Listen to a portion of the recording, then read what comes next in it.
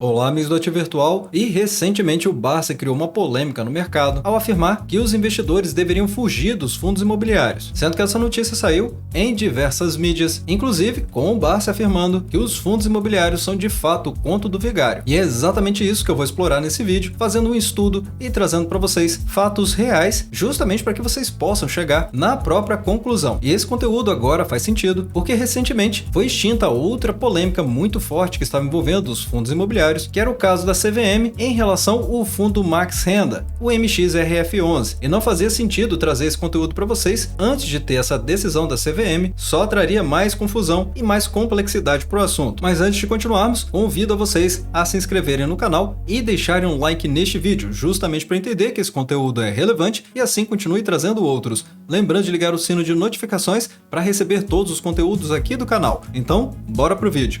E trazendo para vocês a origem aqui da situação apenas para fazer uma recapitulação do que foi dito pelo Barsi. E o fato que essa fala do Barsi sobre os fundos imobiliários serem o conto do vigário foi na verdade uma entrevista concedida ao jornal Valor Econômico. E assim, vários agentes da mídia e também jornalistas coletaram essas afirmações do Barsi e trouxeram a público. Essa aqui, como vocês podem ver, foi há 2 semanas atrás, no dia 28 de abril, mas também outras notícias mais recentes, como a da UOL, explorando nessa publicação, onde ele afirmou, abre aspas, fundo imobiliário é conto do vigário, assim como fundos em geral. A previdência privada é outro conto do vigário. Fuja dos fundos. Você enriquece os donos de fundo e eles te cobram taxa de administração, taxa de êxito, taxa de performance, e não conheço ninguém que ganhou dinheiro com fundo além do banqueiro. E com isso, surgiram vários especialistas no mercado para falar sobre fundos imobiliários, como por exemplo, o Rafael Vieira, que se posicionou dizendo que fundos imobiliários são a porta de entrada do investidor de renda fixa para a renda variável. E segundo o Marcos Baroni, também conhecido por vocês provavelmente como Professor Baroni, chegou a dizer foi um gol contra do Barsi, porque os fundos imobiliários são veículos de dividendos, além de considerar que o IDIV, ou seja, o índice de dividendos, e também o IFIX, o índice dos fundos imobiliários, apresentam um comportamento similar ao longo do tempo. Bem, o que é fato e o que é ficção, e aqui eu condensei os principais argumentos utilizados pelo Barsi, sendo que, nesse primeiro momento, eu vou mostrar para vocês os argumentos utilizados pelo Barsi, explicar o ponto de vista utilizado, trazer fatos do mercado e indicadores fundamentalistas justamente para servir de apoio ou contra os argumentos utilizados pelo Barsi. E ao final do vídeo eu vou dizer para vocês qual a minha opinião a respeito desse tema todo. Então, o primeiro ponto utilizado pelo Barsi aqui na sua argumentação foi a baixa liquidez. E só para ficar claro para vocês, a liquidez é o volume financeiro negociado por cada ativo na bolsa de valores, seja ele fundos imobiliários, ações ou qualquer outro ativo. Então, se você estiver comprando, você sempre vai encontrar vendedores, e se você estiver vendendo, você sempre vai encontrar compradores. É isso que quer dizer a liquidez. E no caso, a argumentação do Barsi está dizendo aqui que a baixa liquidez é justamente a falta de encontro dos compradores ou vendedores. Bem, desse modo eu trago aqui para vocês, no site Status Invest, algumas comparações entre ações e fundos imobiliários, utilizando ativos muito conhecidos pelo mercado. E assim, fica fácil de fazer a comparação, se é justa essa afirmação do Barsi ou não, começando aqui com a Taesa, com TAE4, muito conhecida no mercado, e inclusive uma das empresas que é considerada a maior pagadora de dividendos da história. A liquidez média diária dessa empresa para esse ativo na bolsa de valores, que são as ações preferenciais, é de 2,6 milhões de reais. E na comparação, trago para vocês um fundo imobiliário que também é muito conhecido no mercado, que é o HGLG11. A liquidez média diária desse fundo é de 4,1 milhões de reais. Esse fundo imobiliário tem uma liquidez média diária maior do que uma ação muito negociada na bolsa de valores e também muito falada na mídia, que é a ação preferencial da Taesa. Trago outra aqui para vocês, a da Copel, aqui nas ações ordinárias, CPLE3, e também observando é de 7,3 milhões de reais. E ao compararmos com o MXRF11, que é um Max Renda, alvo de outra polêmica que inclusive mencionei para vocês, o vídeo que eu trouxe aqui no canal, encerrando essa polêmica por parte da CVM, e vou deixar inclusive um card para vocês que vai aparecer nesse momento, justamente falando desse tema. Mas este outro fundo imobiliário tem uma liquidez média diária de 7,6 milhões de reais. E como um terceiro exemplo, ações da Sanepar, com as ações preferenciais SAPR4. E essa ação tem uma liquidez média diária de 9,3 milhões de reais. E na contrapartida, trago para vocês o Iridium Recebíveis Imobiliários, com o IRDM11. E ao observarmos a liquidez média diária é de 8,1 milhões de reais. Então, como vocês podem ver, considerando ações ordinárias e preferenciais em comparação com os fundos imobiliários, a liquidez é muito próxima. Se incluirmos as ações em Unity, obviamente, como elas são uma composição de ações ordinárias mais preferenciais, a liquidez será muito maior. Um segundo ponto trazido pelo Barsi na argumentação dele é que a taxa de administração e a taxa de performance só serve para enriquecer o dono do fundo ou os banqueiros. Então, só para ficar claro, taxa de administração é justamente para pagar quem administra os fundos, e a taxa de performance é para pagar o desempenho excedente que um fundo imobiliário pode ter em relação à rentabilidade. Desse modo, vou fazer uma analogia aqui para vocês, para ficar fácil de compararmos esses dois pontos. A taxa de administração podemos encarar que são os funcionários que mantêm o fundo imobiliário rentável e saudável. Então, pois bem, nas ações é a mesma coisa, porque as ações são uma representação de uma parte de uma empresa e uma empresa precisa ser mantida por funcionários. Então, podemos comparar que a taxa de administração ela possui a mesma relação dos funcionários de uma empresa para manter a empresa funcionando, rentável e saudável. Já a taxa de performance, muito criticada pelo Barsi também, ela é utilizada sempre em comparação a um benchmark de mercado. E o que é o benchmark de mercado? Benchmark seria uma linha base, justamente para poder fazer uma comparação em relação à rentabilidade do fundo contra uma rentabilidade de algum índice, por exemplo. Poderia ser do índice da Bolsa de Valores, o IBOV, poderia ser o CDI ou qualquer outro índice que sirva de comparação, ou seja, de linha de base, para entender se o desempenho do fundo está indo bem ou não em relação a esse benchmark ou a linha de base. E um ponto que ninguém comenta aqui é que a taxa de performance ela só acontece no excedente em relação ao excesso de desempenho. Então vamos dizer que o benchmark seria o CDI e o fundo imobiliário conseguiu uma rentabilidade de 150% do CDI. Então, o administrador do fundo vai recolher taxa de performance em cima dos 50% excedente, sendo que essa taxa de performance é variável. Comumente, o mercado cobra 20% de taxa de performance. Então, será apenas 20% dos 50% excedidos em relação à rentabilidade do fundo que excedeu o benchmark do mercado neste exemplo que eu dei, sendo o CDI, e não em cima de toda a performance. Então, trazendo uma comparação aqui para vocês do que seria a taxa de performance em relação às ações. E como eu mencionei para vocês, as ações representam uma parte de uma empresa que possui funcionários e que também tem suas próprias metas de rentabilidade para que o negócio seja rentável e saudável. E certamente vocês já ouviram falar de participação nos lucros ou participação nos resultados, não é mesmo? E isso vale para todas as esferas de funcionários dentro de uma empresa, desde o nível operário até mesmo os altos executivos. Então a comparação justa aqui realmente seria comparar a taxa de performance com a participação nos lucros ou resultados.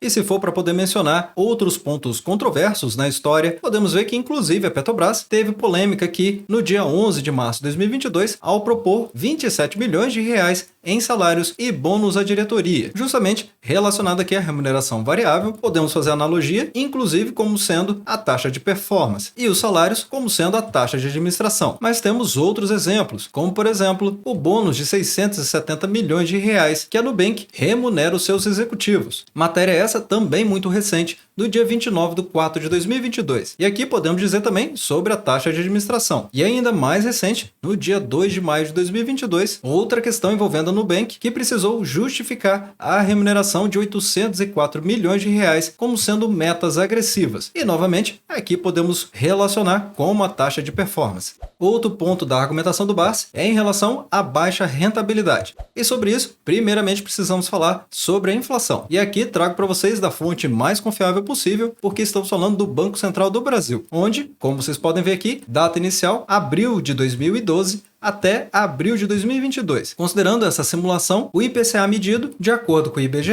foi de mais de 85,25%, que essa aqui foi a taxa de inflação dos últimos 10 anos. Então, primeiramente trago para vocês uma comparação do índice da Bolsa de Valores com o IFIX. Isso porque o IBOV concentra os principais ativos das principais empresas da Bolsa de Valores, aqui com mais de 100 ativos dentro desse índice. E a mesma coisa para o IFIX. E considerando os últimos 10 anos, com data aqui do dia 14 14 de maio de 2012 até a data de gravação desse vídeo, no dia 19 de maio de 2022, podemos ver que o Ibov teve valorização de 96,29%, ao passo que o IFIX 83,21%. Não estamos falando aqui ainda de dividendos, mas ainda assim esse é um ponto muito sensível, porque quando comparamos os últimos 12 meses, aqui considerando o dia 19 de maio de 2021 até o dia 19 de maio de 2022, data de gravação desse vídeo, podemos ver que o IFIX está bem melhor do que o índice da Bolsa de Valores, sendo que os dois estão negativos. O IFIX em menos 0,79% e o Ibov em menos 12,75%. Então, na primeira comparação, podemos ver que nos últimos 10 anos, o IFIX ficou abaixo da inflação em cerca de 2%, já o Ibov acima da inflação em torno de 11%. Um contraponto aqui é que os fundos imobiliários precisam fazer várias emissões ao longo do tempo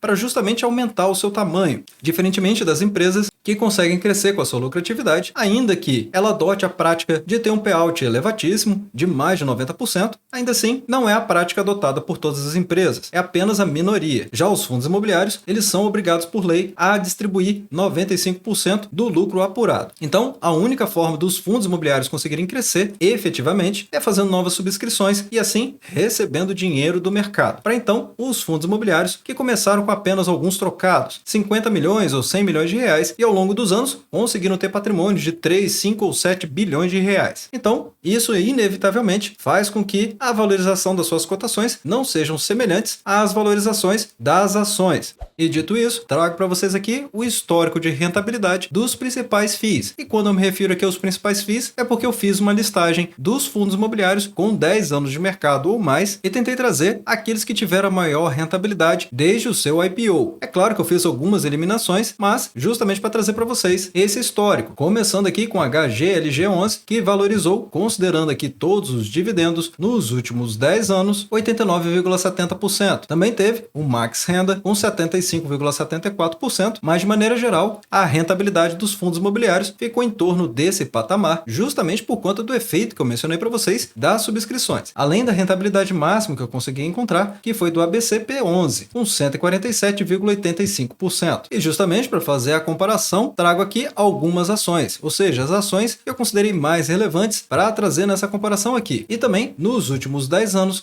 incluindo todos os dividendos. Então, tem aqui a valorização da ação, mais os dividendos pagos. E realmente fica fácil de observar a grande valorização e vantagem em relação aos fundos imobiliários quando começamos a olhar aqui a Taesa, que nos últimos 10 anos valorizou com os dividendos 881,96%, ficando na liderança dessa comparação que eu estou trazendo para vocês das ações. Mas também Banco do Brasil com 363%, TRPL4, que são as ações da ISA-CETEP, ou seja, a Transmissão Paulista, com 380%, Vale 3 com 404%, Petrobras com 313% e Porto Seguro com praticamente 600% de valorização nos últimos 10 anos. E ainda para aqueles que gostam de fazer a comparação aqui com BB Progressivo, que é o BBPO11, que é justamente o fundo imobiliário que tem o segmento Ambima de lajes corporativas, justamente para comportar as agências do Banco do Brasil, sendo que esse fundo imobiliário remunerou os cotistas em praticamente 1% todos os meses, até um pouco mais, porque nos últimos 12 meses ele passa de 13% de dividend yield.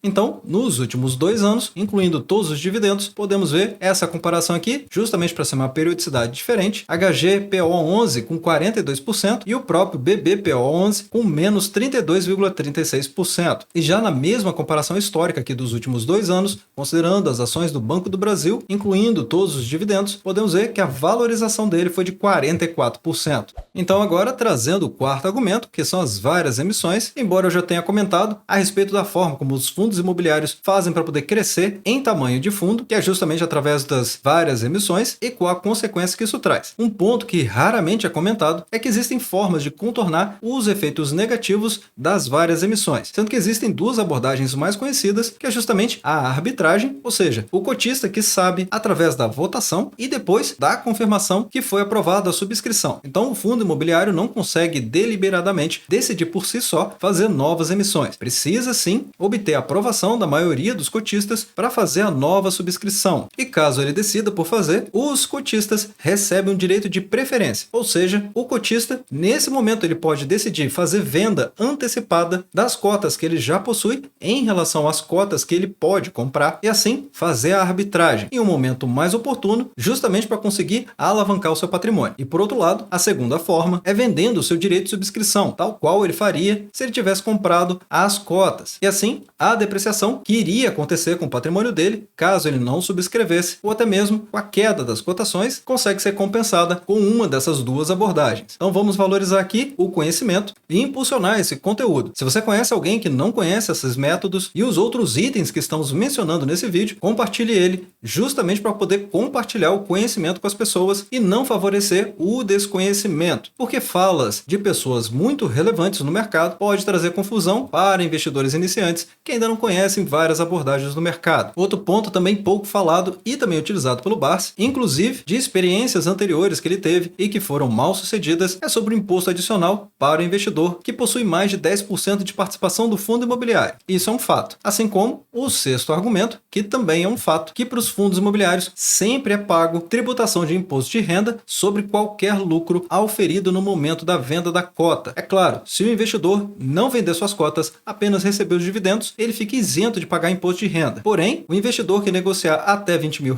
por mês, ele pode ficar isento de pagar imposto de renda porque ele fica dentro da margem dos 20 mil. Sendo que a tabela da alíquota do imposto de renda vai ser exatamente essa. Quando forem operações day trade, aquelas que são feitas no mesmo dia, a tributação para as ações são de 20%. Porém, para aquelas que são operações normais, ou seja, de swing trade, a tributação é de 15%. Diferentemente para os fundos imobiliários, que quando são day trade ou swing trade, ou seja, operações normais, a tributação sempre é de 20%. Bem, agora eu vou emitir para vocês a minha opinião em relação a tudo que vimos até aqui sobre as argumentações do Barsi. Então, em relação à baixa liquidez, vimos que não procede. Não faz sentido considerar baixa liquidez para fundos imobiliários, uma vez que eles são comparáveis às ações ordinárias e preferenciais das empresas. É claro que sempre existe fundos imobiliários com baixa liquidez, assim como existem ações com baixa liquidez também. Faz muito mais sentido para um grande investidor como é o Luiz Barsi Filho, que possui mais de 4 bilhões de reais de patrimônio em ações, taxa de administração e taxa de performance. Como vimos, a taxa de administração está para os fundos imobiliários, assim como o gasto com pagamento de folha de profissionais para as empresas, ou seja, para as ações. E a taxa de performance, o que não é cobrado por todos os fundos imobiliários. Você pode perfeitamente encontrar fundos imobiliários que não possuem taxa de performance, mas o fato é que essa taxa de performance está para o fundo imobiliário como a participação nos lucros, ou participação de resultados, ou simplesmente cumprimento de metas para as empresas. Então, para mim, esse item aqui também não faz sentido. Baixa rentabilidade. Esse aqui eu preciso dar razão para o Barsi, como vimos, e a despeito da justificativa que eu dei em relação aos fundos imobiliários sobre as novas emissões, isso aqui continua sendo uma verdade. Vimos que a rentabilidade nos últimos 10 anos, para a maioria das grandes empresas e que estavam na Bolsa de Valores, elas são muito mais rentáveis do que os fundos imobiliários foram no mesmo período. Então, com justificativa ou sem justificativa, esse item procede. Várias emissões dos fundos também procede. Os fundos imobiliários precisam utilizar das emissões justamente para poder crescer o tamanho do fundo, diferentemente das ações. Então, criticar isso aqui é criticar a essência do fundo imobiliário, mas faz sentido. Imposto adicional para o investidor com mais de 10% do fundo imobiliário também procede. Isso aqui é irrefutável. Porém, quantos de nós conseguimos ter mais de 10% de participação de um fundo imobiliário que muitas vezes passa de R$1 bilhão?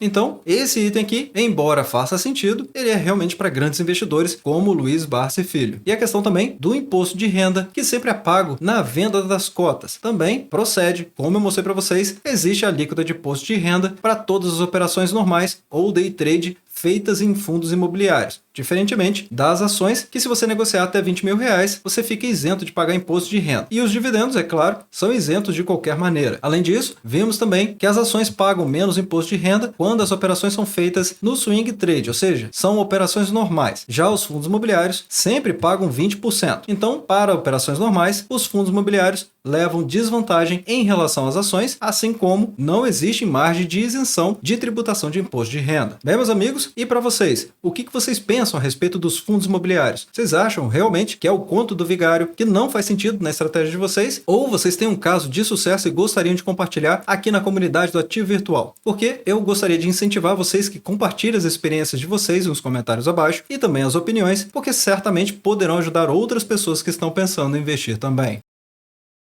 Bem, meus amigos, espero que esse vídeo tenha ajudado vocês e caso tenha ajudado, peço que vocês deixem um like nesse vídeo, se inscrevam no canal e liguem o sino de notificações para ficarem bem informados. E um agradecimento especial para os membros do canal que favorecem que esses conteúdos sejam feitos para toda a comunidade.